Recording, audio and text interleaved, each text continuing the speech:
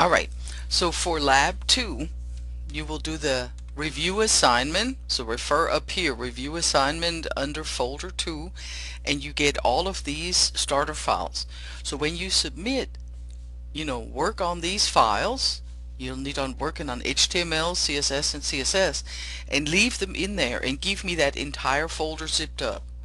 So in other words, when you're done, right click and send to compressed zipped folder, all this good stuff, uh, this entire folder, right? So let's look and see what this will look like. So you'll set body margins,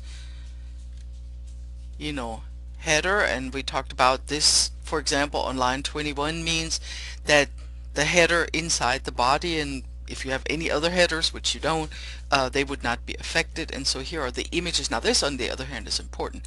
This is the margins and the padding for the images that are in the header, no other images. And the same, the nav within the body will be styled thusly. And then in your section where you have an ID called TSS Coaches, that particular section will be styled thusly. And then in the aside in that same section will be styled thusly. And again, the article, the image in there, will be styled thusly. And the article itself, you have to clear left, otherwise it will not flow right. And then here's the footer for the body, and there you are. And now let's look at these layouts. So this is your Noble font. Notice that that font is given to you. It's inside that same folder. So that's why you can refer to it like this. You notice it says URL, but this is not in fact a web URL. This only works because when you get in there, you look around, you have these files. So that's why I need all of this, otherwise it will never look correctly. And so here we're using, instead of RGB, we use HSL colors for the background color. For basically that is the whole document, and then again for the body, and then for the footer address. Now let's look at the HTML. And so now you have to, of course, set out all the, so don't destroy anything that they give you. So everything that they've given you, like this here, leave it alone.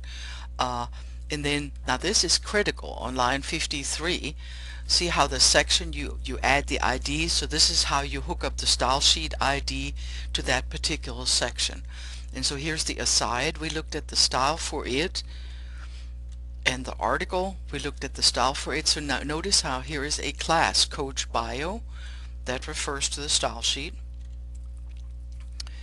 And same here, the article, it uses that class, so that will style this particular item.